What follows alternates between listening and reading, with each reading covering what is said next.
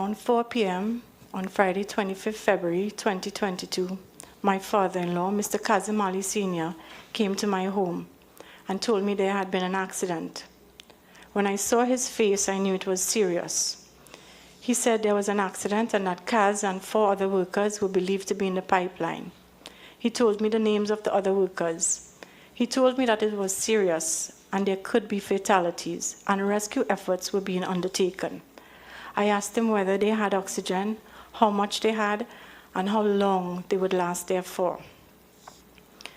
Right after hearing this, I got my daughter and I prayed. Within 5 minutes, my father-in-law got a call and told me that one person was out.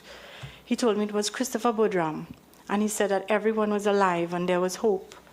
My father-in-law told me that Christopher Budram had emerged unaided from the line to the top of the riser from where he was assisted into a boat to go ashore. I knew the other divers, and I was also familiar with the LMCS team who were at the scene. All of them were able-bodied men, including my husband. The sea was his life. I felt that they were good at what they did, and they would find a way out.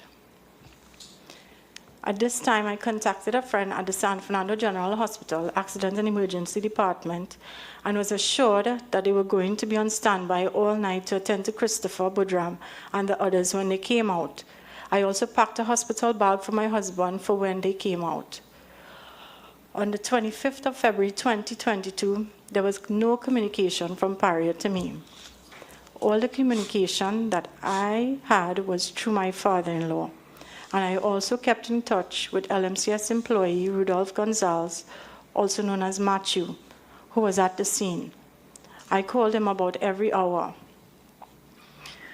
I was informed by Kazim Ali Jnr. that LMCS personnel were trying to coordinate a rescue effort. He told me that there were a number of divers on site, and this information also came from my husband's friend, Dave Ali, and some of my husband's friends who also went out to the site to render assistance. I am aware that Michael Kurban tried to dive but was stopped. After this, I was informed by Kazim Ali Jnr. that LMCS personnel and volunteers were not being permitted to conduct any rescue operations, and that such operations were being handed over to the Trinidad and Tobago Coast Guard. That's when you told your son, Nikolai, I told my elder son, Nikolai, to walk with me by the van. He held my hand and walked by the van, hugging me. We were both crying.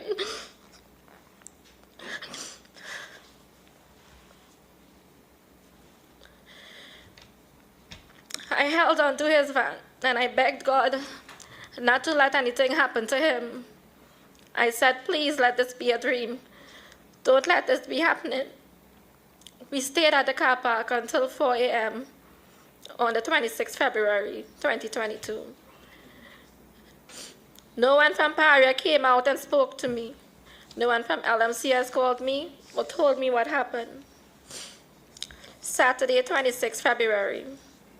We went home to shower, change our clothes, and were taken back.